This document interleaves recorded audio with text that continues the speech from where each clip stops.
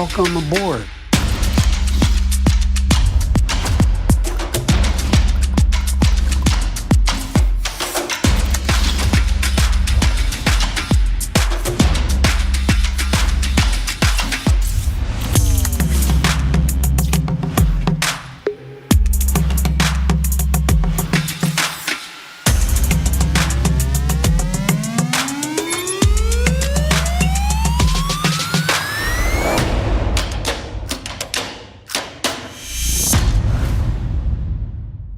Please welcome to the stage Axios transportation correspondent, Joanne Muller. Hi, everybody. Thank you so much for being here this morning. I am Joanne Muller. I'm the transportation correspondent for Axios. I cover a lot of issues around electric vehicles and energy, the future of energy, and that's exactly what we're here to talk about today, the future of energy and sustainability in Pennsylvania. So thank you, Pittsburgh, for having us. Without further ado, I want to make sure, though, if you're following along on our live stream right now, please use the hashtag Axios events. Now, I'd like to welcome our first speaker. She's the CEO of the Allegheny Conference on Community Development, Stephanie Pashman.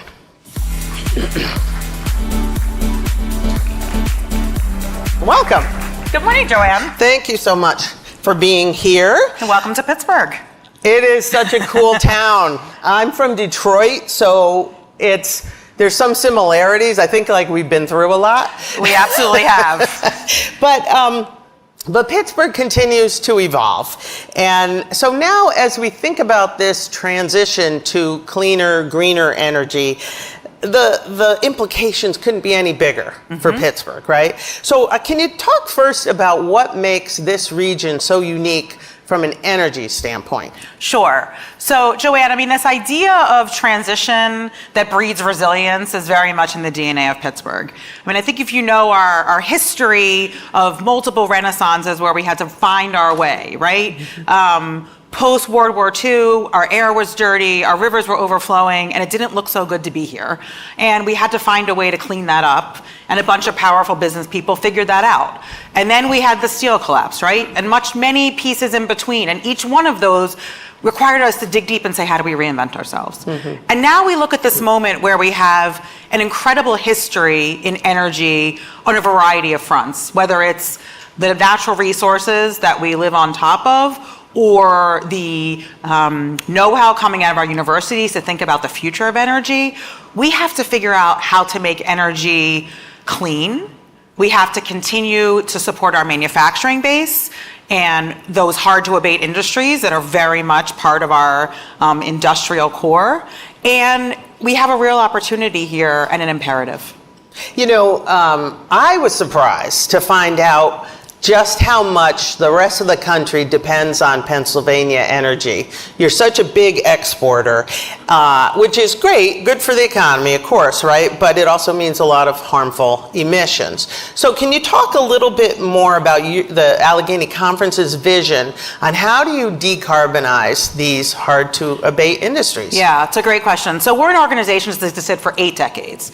And what we do is bring people together to tackle the biggest problems, and we do it through public-private partnership, working with labor and universities and our philanthropy to think about what it means to move our region forward on a variety of fronts. And we're doing that with a lens of a triple bottom line at every moment. So that what does that mean? A triple bottom line means we need the economy to grow and thrive, we need this place to look good, for our air to be clean, for our waters to be clean, to be a usable community that has green spaces, and we need people to thrive, right? So people, place, economy. And it's always a balancing act, especially when it comes to energy, right?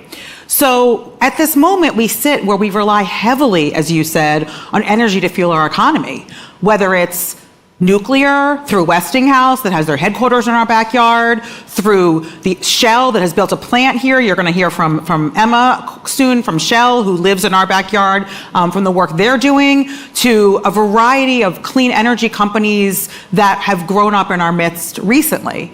And each of those has a place in our economy. And so what we're trying to do here is balance the sources, the uses, and how that affects our environment at every point. Would you say that any of those factors are more important than the others? I wouldn't say it's necessarily more important, because you can't do one without the other. If we kill our workforce or our people, don't have quality of life here, it really doesn't matter how many jobs we create, right? Because nobody will be here. So we do have to be very intentional when we think about our communities and how they fit into an energy economy. Mm-hmm. So you talked about jobs. I'd love to hear, what is this region doing to actually retrain workers to give them the skills for a cleaner, greener energy industry? Yeah. So one of the things about Pittsburgh, because we have such a diversified economy, whether it's not just energy, it's not just manufacturing, right? Many folks know about our eds and meds being a real fuel to our economy as well.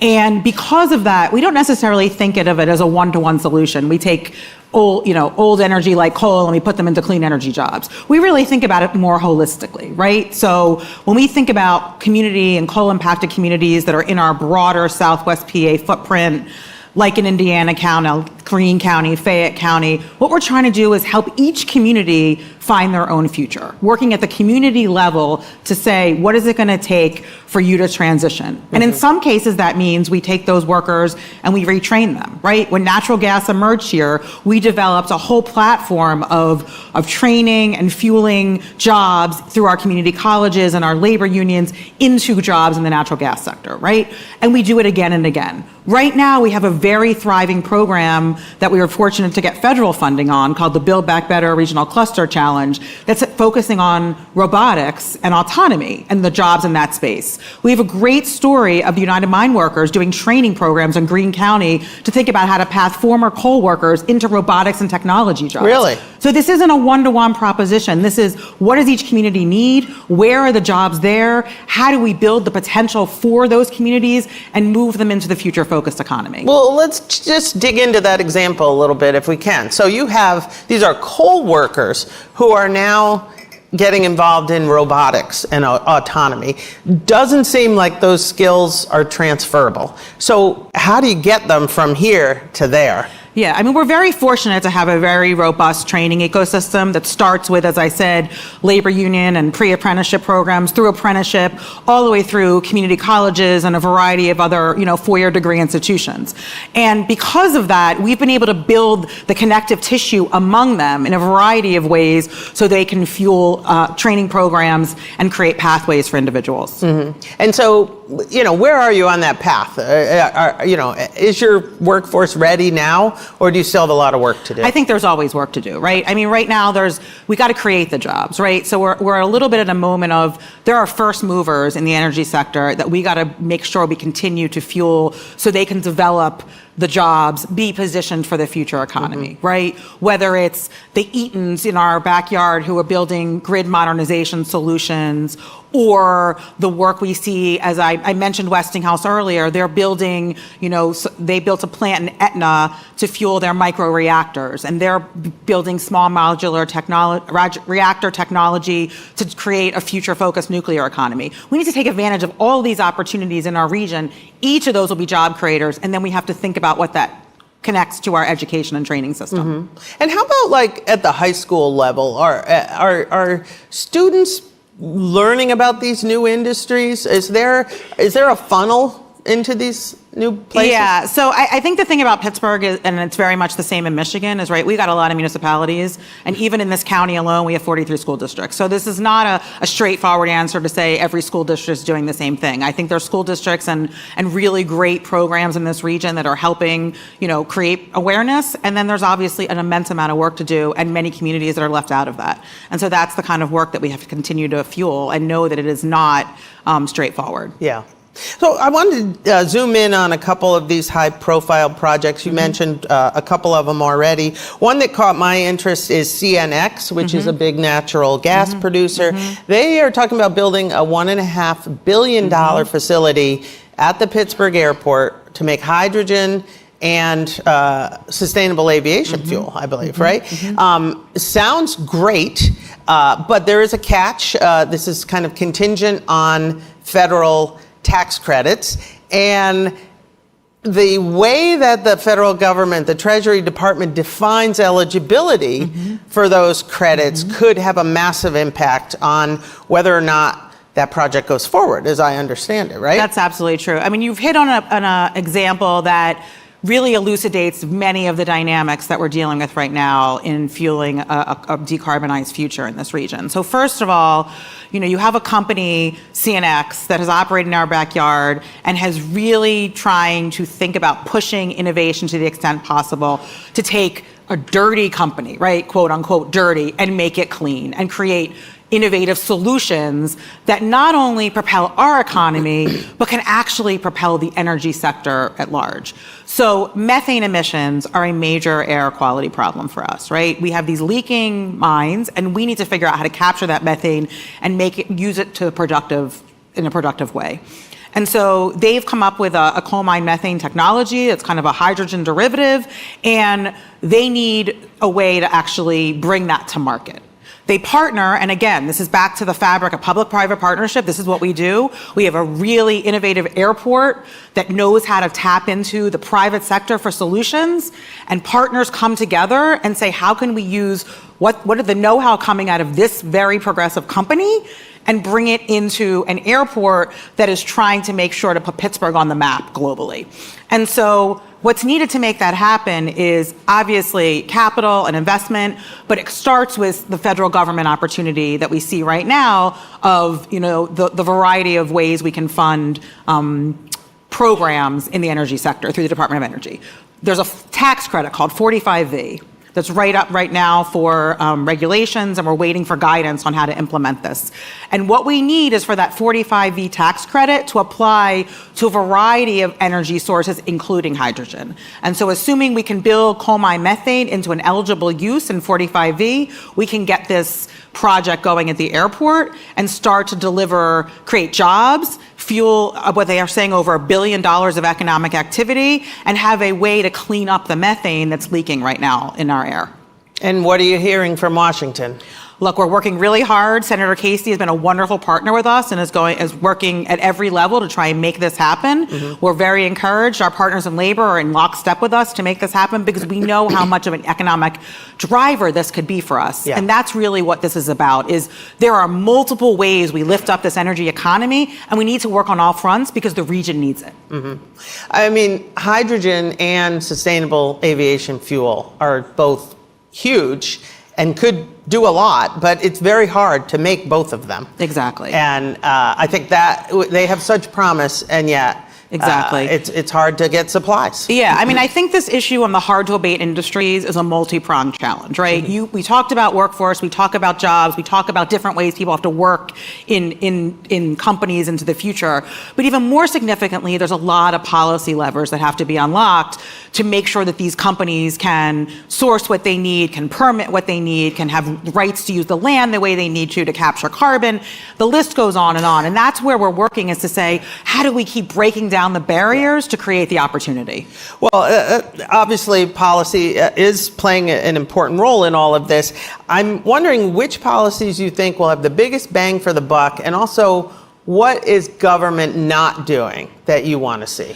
Yeah, I mean, that's a really good question. So I don't know that there is one particular policy lever. I think the issue is that each one of these has a different path forward, right? So when we think about nuclear and the path forward there, it's a very different proposition than thinking about how to capture carbon and what we need to do on the land side of things. And so the issue is having inspired political leadership at our state level, which has been very refreshing, and Governor Shapiro, who's willing to work with us on these solutions, being able to work across state lines on multi-governor, ideas and multi-state operations, and also having a federal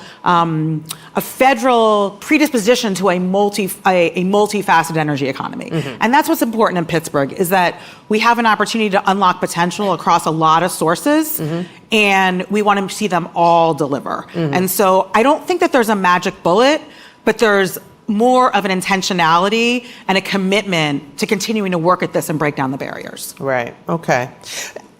There is a fair bit of funding available. There sure is. I'm curious, what is the Allegheny Conference doing to help companies access and communities access that money? Like, what is your role in all that? So one of our significant priorities right now is thinking about how Pittsburgh gets its fair share of federal funding. We've been getting about 14% of funding from statewide. We think we should be getting at least 20%. So we're putting in place a variety of tools and making sure that especially companies are aware. I think that's one of the unique things about a lot of the federal funding that's coming down right now is that companies can access these, especially energy companies. The Department of Energy is replete with loan programs and opportunities for companies to fuel their sustainability goals. And so we have a company right now that we've been working with to expand called Axios that's building battery technology, zinc-based, in one of our suburbs in Turtle Creek. And they are in need, we help them unlock the potential of a loan program at the federal level so they can use that to start to build out their capacity here, build out their workforce, but they needed us to help connect to the community. And that's one of the key pieces here is the Justice 40 initiatives that ensure that each of these programs that come at the federal level are connected to community, that are focused on inclusion, that are focused on bringing community along. That's one of the pieces we really help companies with is how do we make you aware of the opportunity? How do we help you align it within your needs, within your corporate mission, that it becomes a business proposition for you? And then how do you connect that back to community to make it a viable proposition for you? Well, I'm sure that with you on their side, things are getting done. So thank you, Stephanie. We're out of time, unfortunately, so we'll have to leave it there. But thank you so much again for joining us. Thank you, Joanne. It's a pleasure. Thank you for coming to Pittsburgh. Thank you.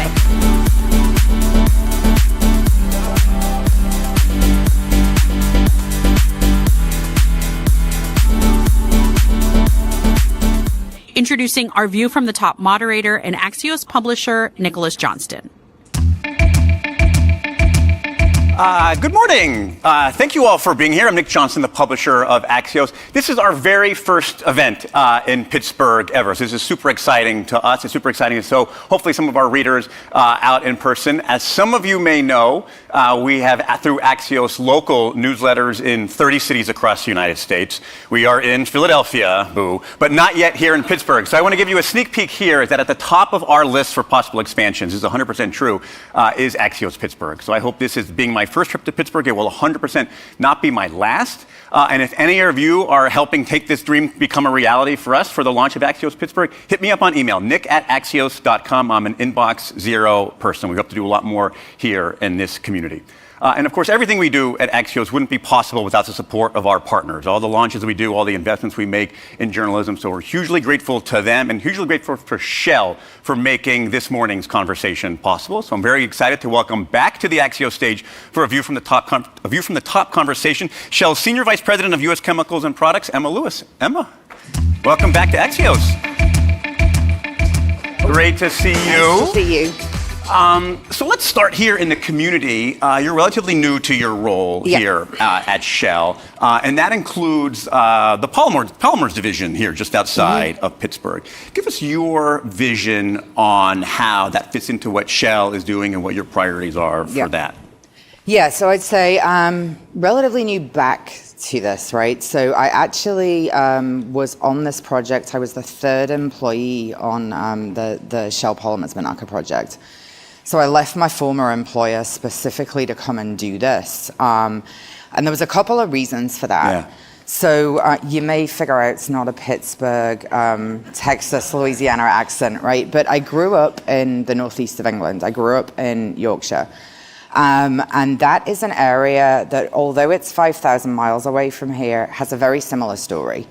So we used to have a lot of textile mills. We used to have a lot of steel mills. We used to have all kinds of industry, and it really all went away in the 1980s. And unemployment rates were really, really high. Right. And I have 4 brothers, and none of us actually live at home because there were no jobs. So I kind of left because of that. The area I come from, very similar story, right? It's reinvented itself as kind of a medical and technology center. So it's always been interesting for me to come to Pittsburgh, and shame on you that it's your first trip. Because it feels like it's a little bit like coming home. So coming back to this project, I went and did a couple of different jobs in Shell. it's been like coming home again for Yeah. me. So I have several plants. I've got one in Texas, I've got 3 in Louisiana, and I have this one. And I always say, like, don't tell the others, but this is We where love all our children equally. I love all my children but- the same, but this is the one where my heart is. So, so I would say it's very personal to me, this project. I have a lot of emotional attachment to it. The community around the asset is very similar to the community I grew up in. I was the first person in my family to go to university. I come from a blue-collar family. So it's really, it's really personal to me. And this plant is so important to Shell. So it's 50% of all of the capital deployed in the chemicals and products division globally sits in this plant. And so where this plant goes, so does the future of sort of refining and chemicals in Shell. So hugely important to us. And I'm super, super happy to be back. Well, so let's talk about those investments in this plant. We're in the midst of these cities transforming as part of like a global energy transformation, this move to decarbonization. Tell us how these kinds of plants and what Shell's strategy is as part of that massive change. Yeah, so maybe to just put it in the context of, like, we like to talk about the energy transition, right? And I wish it was as simple as us just flipping a switch and everything being zero carbon and green, but the reality is that's not the case. Customers need products, they need energy security, and it needs to be affordable. So I think for a company like Shell, what we're trying to figure out is how do we keep supplying the products and things that customers need? That could be fuels, it could be polymers, it could be detergents. But how do we start to do it in a way that produces less carbon? The harsh reality right now is, and they alluded to it in the previous conversation, is a lot of the technologies to decarbonize are incredibly expensive. And so they don't always make financial sense to deploy. So it's like, how do you balance these two things? So what you see us doing in some of our assets is, we're electrifying things because that removes carbon. We obviously have a CCS business. Talked a lot about hydrogen in the last conversation. We have a hydrogen business. And it's and. And I think sometimes the energy transition conversation, it becomes either or. Is it blue or is it green or is it gray or is it pink? And the reality, yes. It's all of it. The world needs all of those things to be able to sustain. Well, it's that metaphor you use of a switch. You don't flip it. It's a knob you're turning very slowly. That's going to take years and years and years. What I hope personally is it's one of those kind of hockey stick deals, right, where the knob goes a little bit slow at the start, and then we really start to see the acceleration. But I think, for me, those things are really important, and it's something I spend a lot of time working on is how do we balance those things? Talking to customers a lot about how do we make things affordable. I think out of the gate, everybody was very excited about bio and green. Then we saw the cost to produce products like detergents using, I'd say, circular or bio-based feedstocks. They're really high.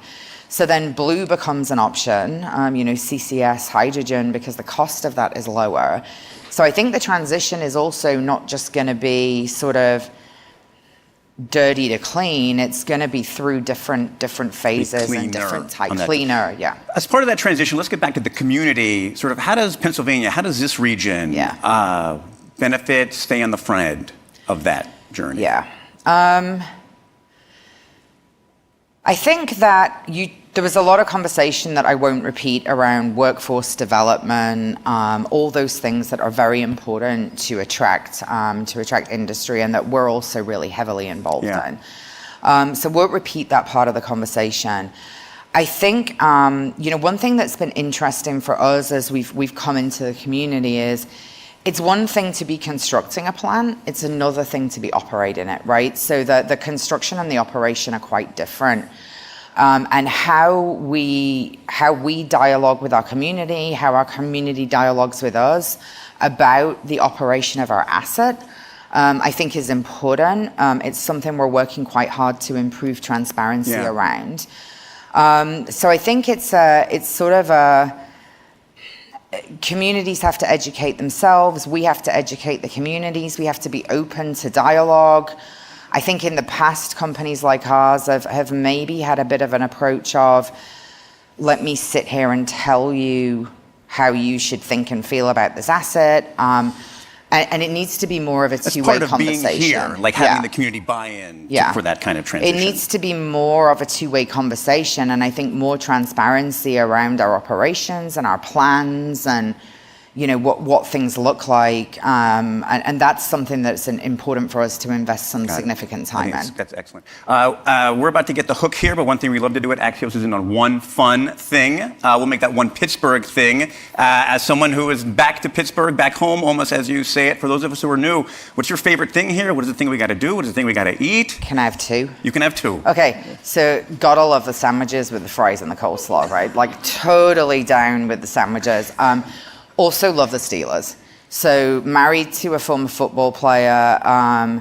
Love like my own soccer team from home, Leeds. We're great some seasons. We suck other seasons. I like feel a lot of that with the Steelers. Like.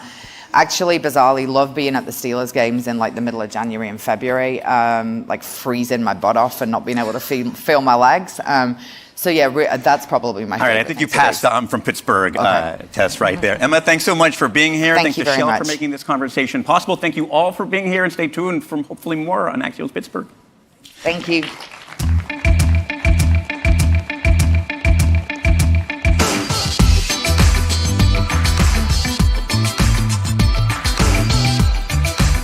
Welcoming back to the stage, Joanne Muller.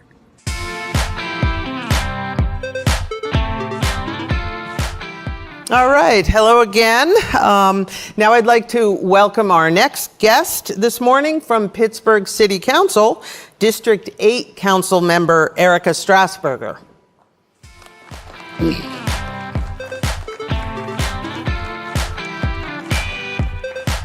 Hi, Erica. Hi. Thank you so much for being here. Thanks for having me. So you, I learned, have really been working on these issues around energy, climate change, environmental issues long before you joined the City Council. You've had a long career on a lot of these issues. Can you now talk about, in this role, what is your role and local government's role in helping through this as we go through this energy transition? Sure. Yeah, like you said, I've touched a lot and worked on a lot of different pieces of energy, from energy efficiency to statewide renewable electricity standards here in Pennsylvania and elsewhere, and lobbied at the federal level as well. So I've been able to get a sense of what all levels of government have the capability to do. The local level is exciting because you can move bills quickly, you can get work done relatively quickly. It's like a testing ground for other policies that could learn from what we do here.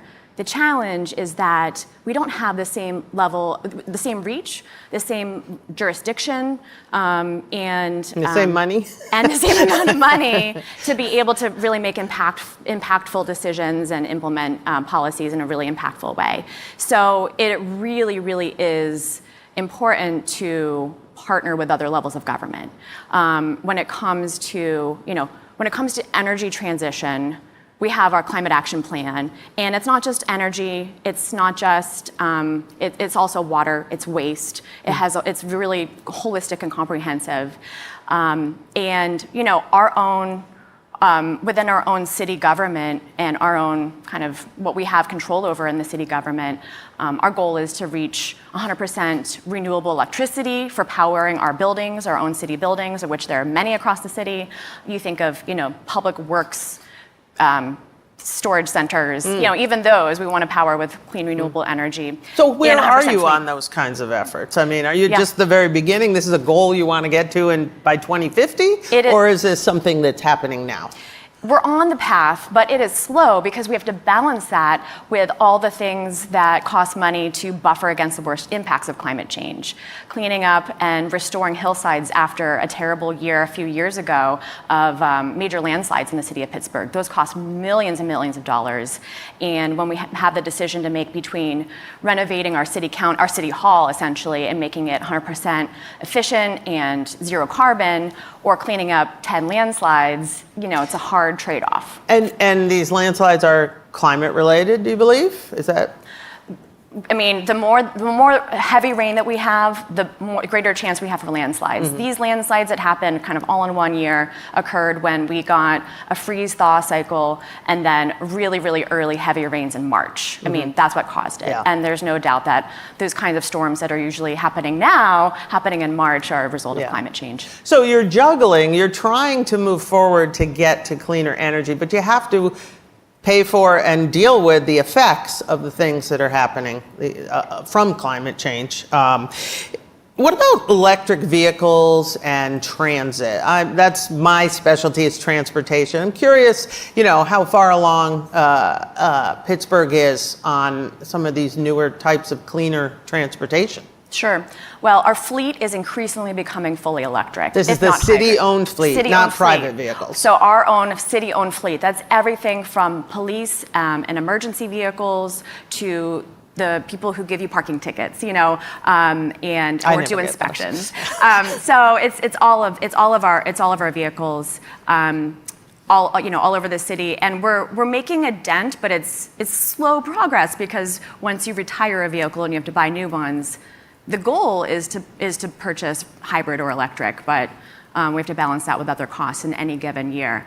When it comes to transit, that's another place where it's imperative that we partner with other levels of government. Transit is handled by the county, so we can create walkable, bikeable, complete streets for everyone to use.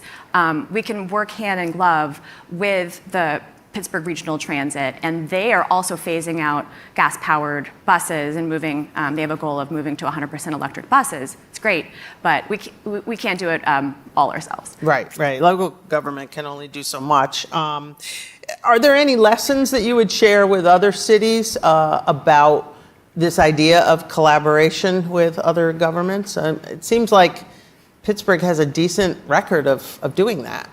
One thing I'm really excited about now is the leveraging of funds. If we are going in, so much of the money that comes in from, say, EPA, climate pollution reduction type of money, if we were to go through our Southwestern Pennsylvania Commission, which is essentially the grant maker for cities and counties, they go after that money for us. If we were to go alone as the city of Pittsburgh and compete against the county, we'd both have to come up with our own matching funds. We'd be competing against each other. It doesn't make sense. Increasingly, we are going in on those types of grants together and leveraging the kind of minimal funds that we have for matching those grants together, and that's just more bang for the buck. So if we can partner and get $100 to $200 million for the Southwestern PA region for climate pollution reduction efforts, and creating a plan for ourselves, that's better than what we've been able to do in the past. And I would say, to the extent possible, municipalities can partner together. Other levels of government can partner in the same way. Okay. All right, shifting a little bit, we've heard a lot about the boom in shale gas production here in this region, especially as steel has declined. Great innovation, great for the economy, tons of controversy. As a council person, can you talk about what you're hearing from your constituents about this trend and how it affects them on a personal level? Sure. What I hear from isn't exactly, this is X is happening, so therefore Y. Okay. But what I hear about from constituents is, my basement is flooding. I am worried about, the tornado warnings that are coming because of, increased severity of storms. I wake up in the morning and I smell sulfur, and I don't know why that's happening. Why is our air polluted? Now, that is not necessarily directly correlated with shale gas drilling. That said, we know that people in Pittsburgh are feeling any kind of effect that is air quality or water quality related, whether it is happening in Beaver County or Washington County or Butler County, affects us here in Pittsburgh too. We might not have the jurisdictional power over the decisions that are being made at those county or municipal levels, but it affects us. And so, again, keeping those conversations open, those lines of communication open between Allegheny County and those other counties where majority of the drilling is happening or the plastic production is happening,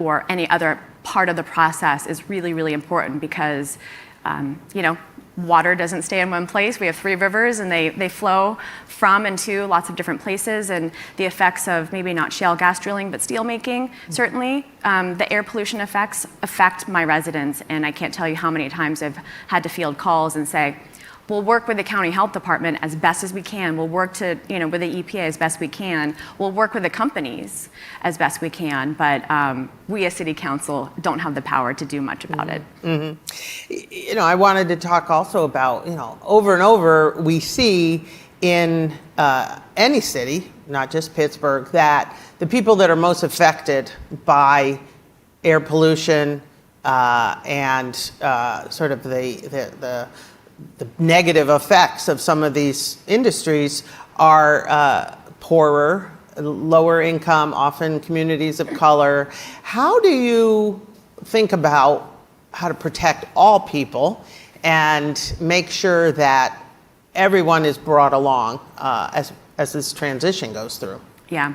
Well, I think with any kind of plan that is developed, our biggest opportunity as a city right now is our comprehensive land use plan, and we're embarking on a 2-year process.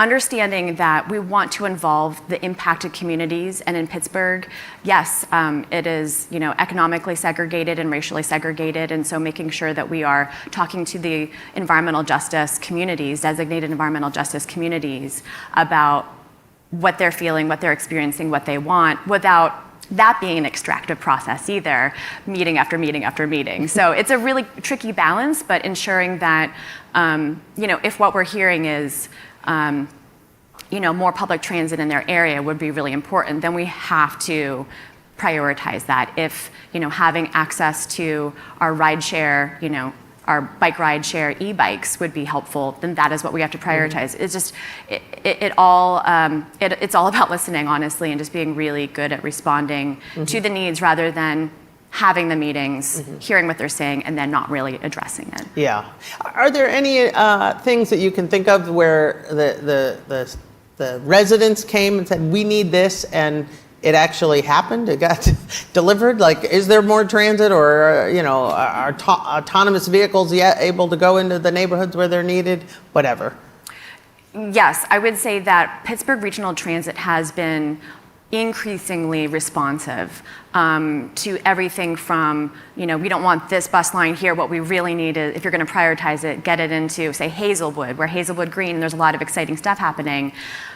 Former steel mill site, there's a lot of room for solar, for the new economy, and disenfranchised and lower income residents. So prioritizing transit, the councilwoman for that district has been incredibly a huge advocate for public transit for residents there. And they listened, and new sidewalks are being built from the city. Transit lines are coming in, and it's been a partial success on the way to a full success. Absolutely.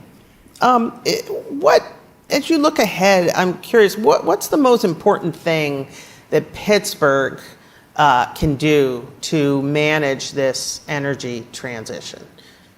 We can lead by example, and then we can work in collaboration with the other organizations out there that are part of our energy purchasing consortium.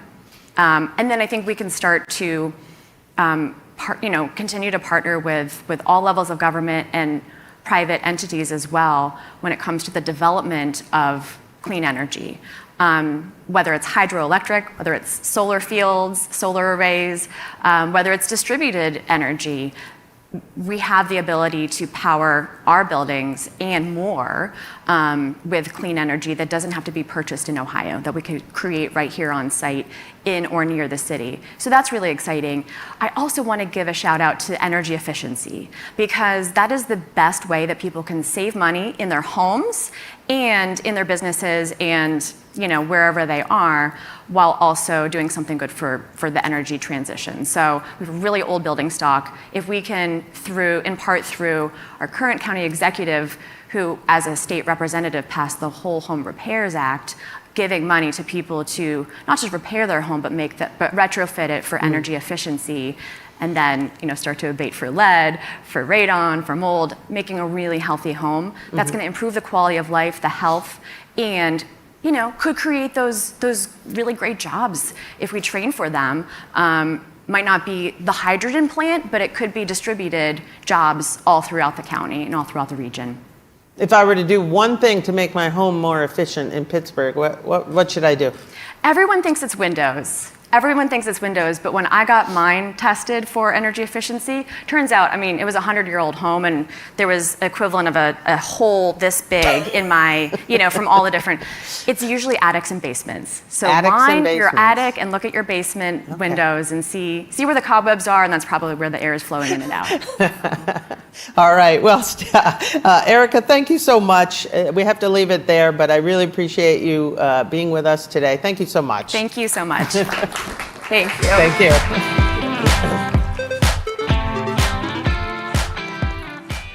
Our final guest today comes to us from Carnegie Mellon University, fresh off a stint at the White House, by the way. So please welcome to the Axios stage, Costa Samaras.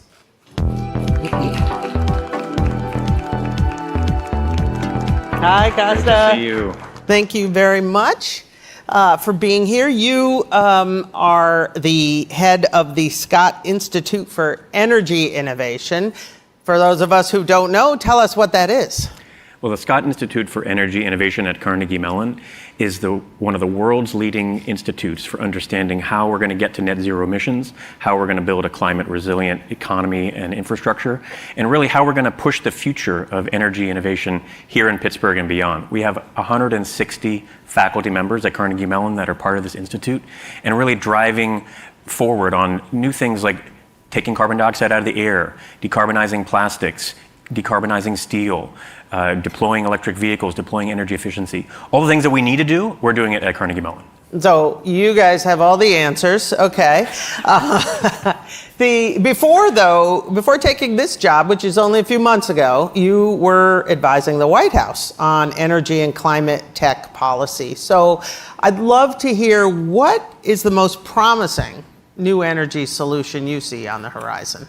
So I've never been more optimistic about the future of clean energy in the United States.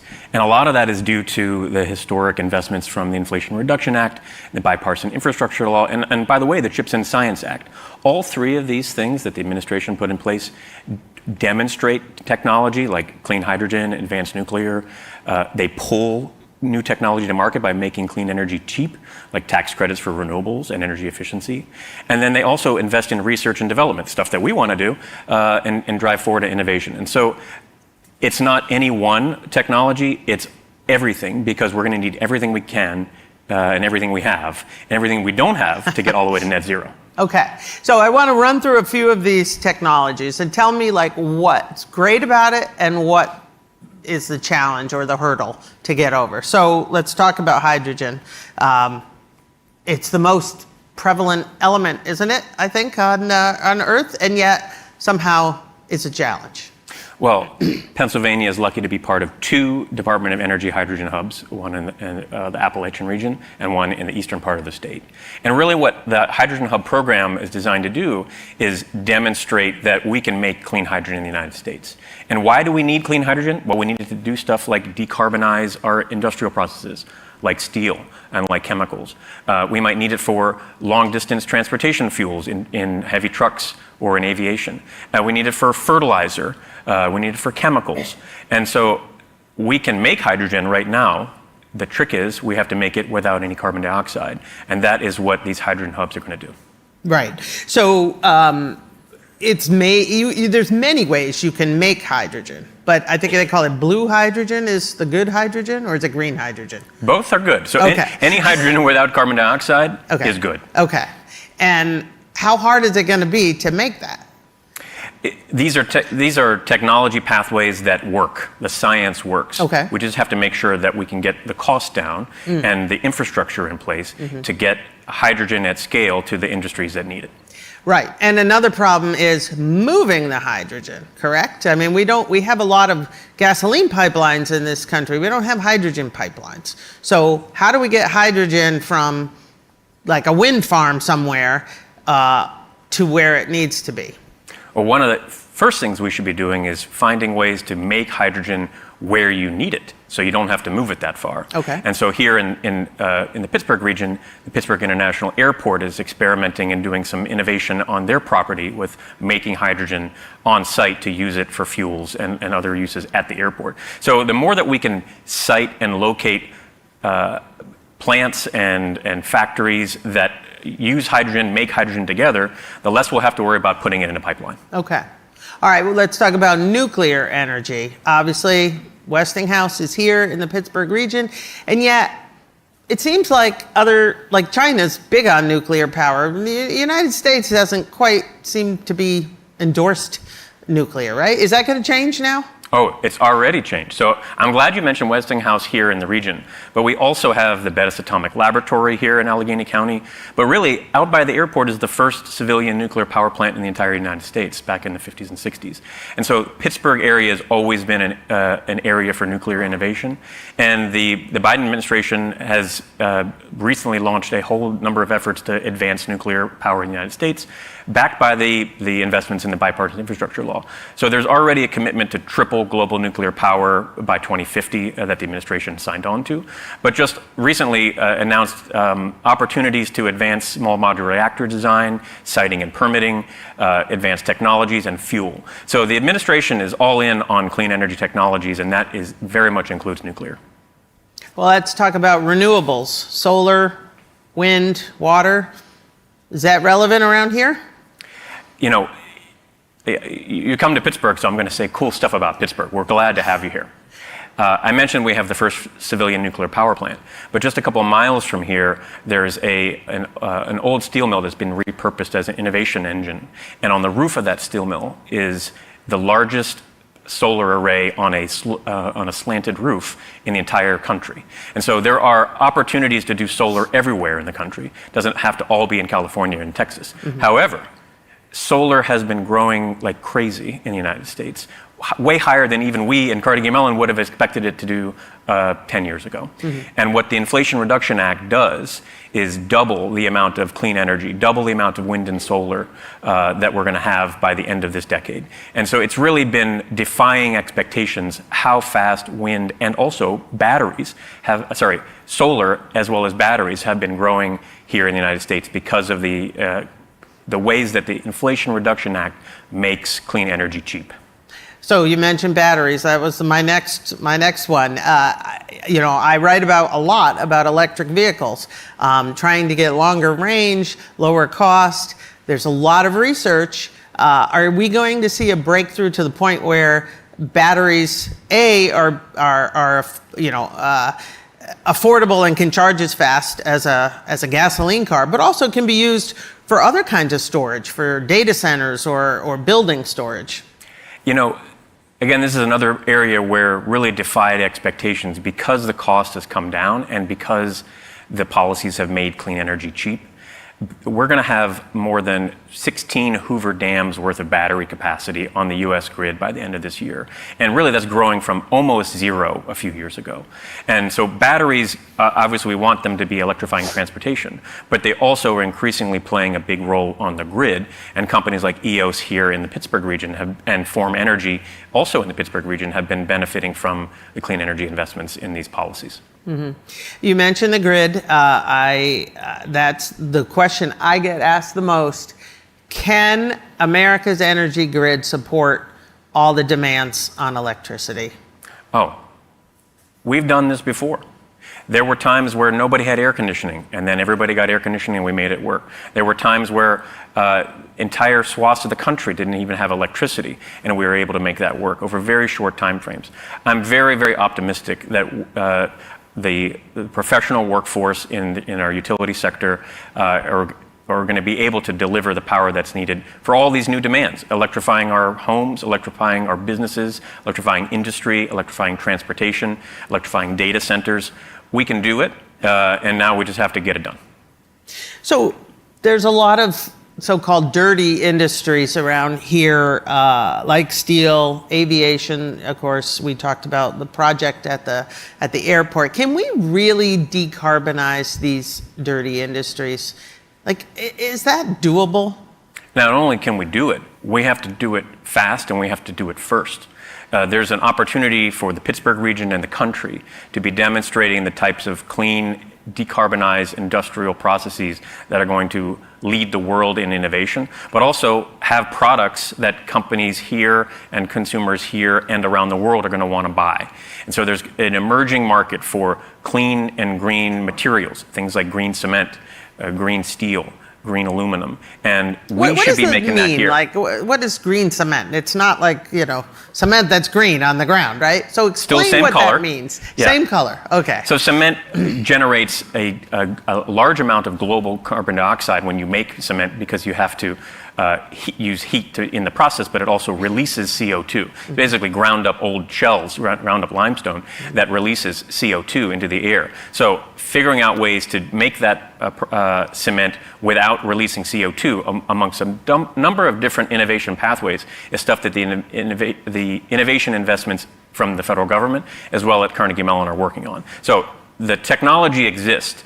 It's just, can it scale and can it be cheap? And I think the answer to both of those questions is we better make sure. Right. You mentioned, I think, carbon capture. That's a technology that seems to have promise, but is really hard to do. Can you talk a little bit about carbon capture and what will work and what won't work, do you think? So we hear a lot about the Department of Energy's National Lab System.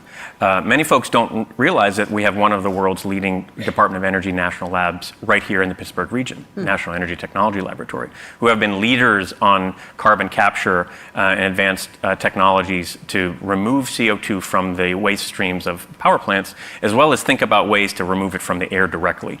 And carbon capture is an important technology that the administration has been investing in with direct air capture hubs, as well as research and development of how to pull CO2 directly out of waste streams. Mm-hmm.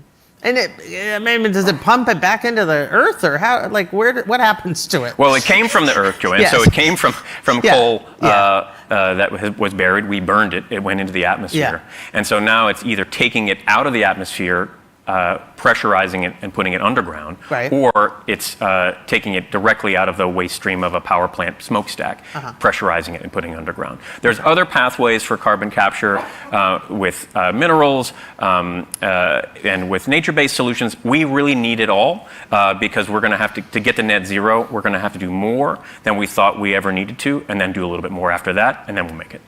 Okay, let's talk a little bit about artificial intelligence, AI. Two questions. One is, you mentioned the CHIPS Act. We're getting these more powerful chips that can do all kinds of things and power these massive data centers, but they consume so much energy. Where's all that going to come from? And also, how can we use AI to solve some of these problems? I'll let you answer it either direction you want to go first. So Carnegie Mellon is a world leader in AI. We have an undergraduate degree in AI, one of the first. And really thinking about how to use AI for good and making sure it's people-centered. And what that means is, on the energy and climate side, making sure that the chips themselves are designed to consume less energy, making sure that the data centers are consuming less energy and more energy efficient. But then, what do we use it for? Let's use it to make sure that our power grids are moving wind and solar around more efficiently, or being able to predict tomorrow's solar resources so that we can plan our power grid. Let's use it to make sure that we're understanding where deforestation is happening or where other climate impacts are happening. Let's use it to make our transportation more efficient so when you step off of a bus and you have to transfer, the next one is coming. And so there are opportunities to use AI for good. That doesn't happen on its own. We have to make sure that there are innovation and policy procedures in place to make sure that we're getting to that outcome. But just on the data center part, this is an area that lots of folks are talking about, lots of folks are worried about. Yeah. This is a solvable problem. Data centers are 2 to 3% of total U.S. electricity use right now. Even if they doubled, we would see local challenges, and we have to make sure that they have those opportunities to have clean, reliable, affordable electricity. But we're talking about shifting a giant portion of our U.S. energy consumption over to electricity. So we're going to solve the data center challenge, electricity for buildings challenge, electricity for transportation challenge, all at the same time by adding more clean energy, adding more transmission, and doing lots of energy efficiency. You are clearly very positive about all of this stuff that's happening. We have no other choice. Well, okay, so I was wondering, like, what, deep down, if you were really reflecting, what keeps you up at night, like, what's your biggest worry about? Is it just us here? No? Just us, nobody else. I think that we don't go fast enough. Mm-hmm. I think our big worry is we don't go fast enough, and that we cannot leave people behind. Mm-hmm. And the energy transition will not be successful. It won't be durable. People won't like it if it's not good for communities, if people don't have cleaner air, if people don't have good family-sustaining wages and jobs, and if the opportunities that they're seeing in their own communities and their own lives are getting better. That's the way to have a durable energy transition. That has been a big part of the administration's focus, to make sure that communities in urban areas and rural areas and tribal communities are all included and all can see themselves. But if we don't have everybody on board at all times for the next 30 years, we're not going to make it. All right. Well, those are some good words to end on, to think about. Costa, thank you so much again for joining us. And thank all of you for being here in Pittsburgh. I've been very happy to be here. You're all very welcoming. And to all of those of you on the live stream. A quick plug, if you don't mind, I write a daily newsletter called Axios What's Next that looks at a lot of these issues. And I'd love for you to subscribe. It's free. And you'll get it in your inbox every day. So I think that's all we have for you today. I hope you have a wonderful morning. Thank you again for being here. Thank you so much.